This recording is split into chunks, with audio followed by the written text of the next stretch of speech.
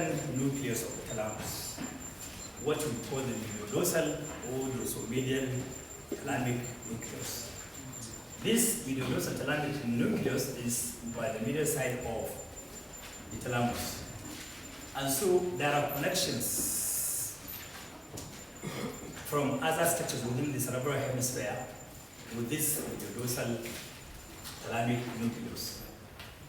You have olfactory cortex that is by the side of, at the base of the skull, at the base of the brain. So from the olfactory cortex, you have fibers going upward, forward, downward into the mediodorsal thalamic nucleus. So also from what we call amygdaloid body. If you can remember in the previous lecture, I discussed about the caudate nucleus. In the caudate nucleus, if you can remember, I will discuss about the caudate nucleus to be like, a fish. It has a head, has a body, and a tail. And at the tail end, you have one swelling there, what we call amygdaloid body. Are you clear? Or amygdaloid nucleus.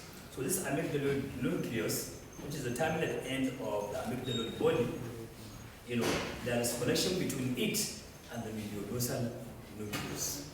Are you clear?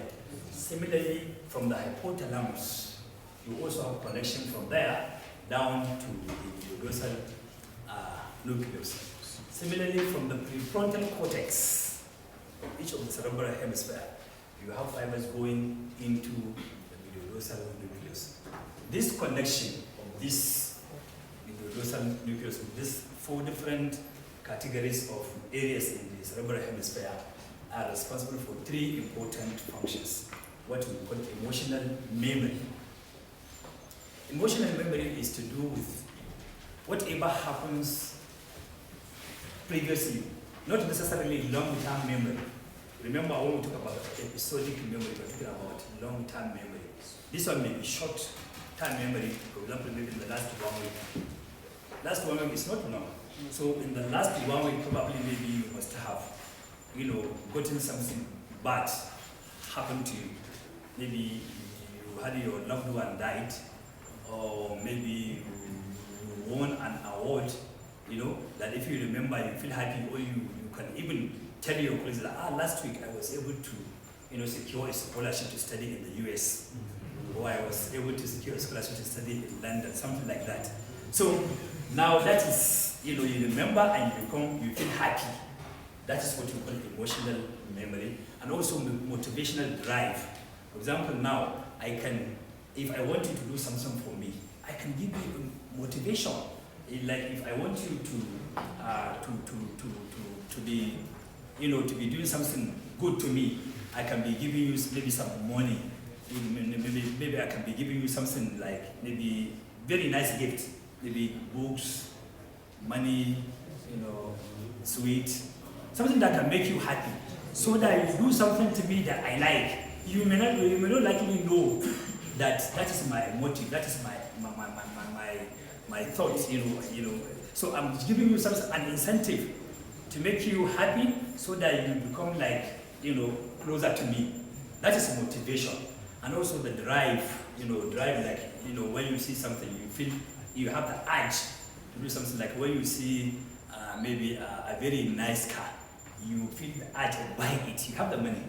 Maybe you are in dollars, and then you see a very nice latest car, maybe $1 million, for example, and then you have maybe $1 billion in your account. What do you expect? Easily you remove that $1 million, you go and buy it. So you have that urge, you have the drive to do it. So all these 3 things now are important. These are the function of this connection with the mediodorsal group of nucleus. So now we've seen this. The next one is what we call centromedian nucleus. If you can remember, I said that the centromedian nucleus is the largest, nucleus that is located in the internal medullary lamina, that septum that divides the thalamus into 3 parts. So this centromedian nucleus is responsible for what we call emotion with regard to pain. I'm sure some of you might have given birth here.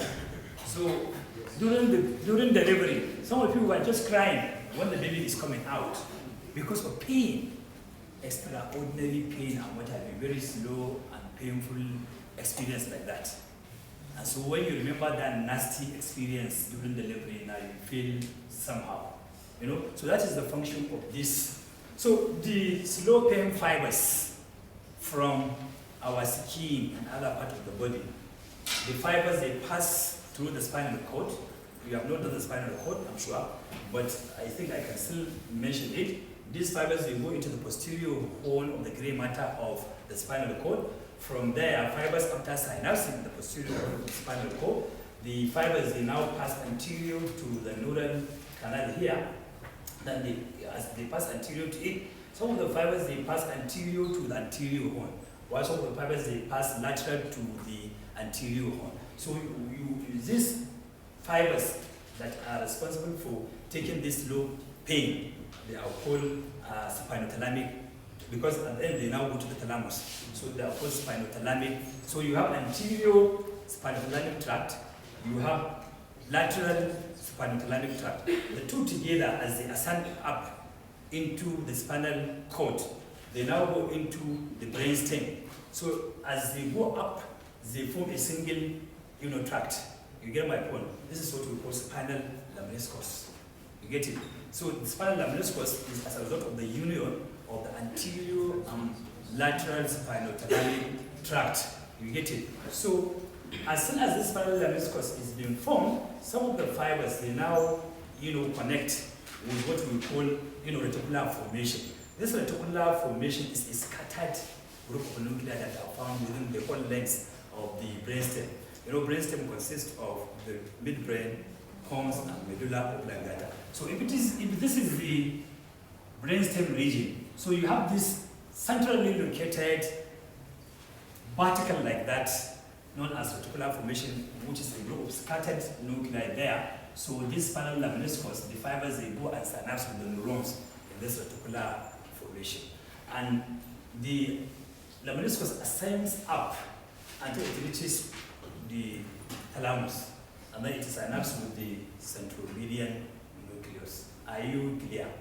Similarly, these axons of this reticular formation, they may also pass up to go and reach the centromedian nucleus after connection with this. Are you clear? So that finally the two, they meet in the centromedian nucleus, and so from the centromedian nucleus now, fibers, they now reach the cerebral cortex. Because this is just sensory information, we are talking about the postcentral gyrus here. So postcentral gyrus here, that is the area 312. This is where this information will now pass from the centromedian nucleus. Are you clear? So now we've seen that these low pain fibers, they take information from the body, pass through the posterior horn. From the posterior horn after synapsing, they now pass anterior to, they pass through the anterior horn of the spinal cord, anterior matter of the spinal cord. From there, some of them, they now pass lateral. So both the anterior and lateral spinothalamic tract, as they ascend up, they unite. After union, they form what we call spinal lemniscus. From there, as it goes up, when it reaches the brainstem, fibers, they now synapse with the reticular formation within the brainstem, and then the main spinal lemniscus now goes into the centromedian nucleus, and some of the axons from the reticular formation, they also reach the centromedian nucleus. So from the centromedian nucleus now, fibers now reach the postcentral gyrus, where the slow pain fibers, the information from the body is going to be processed and get analyzed and get recognized at the end. And this is for this limbic, information that is being transmitted into the thalamus. So we have now finished with the three group of nuclei responsible for the limbic function.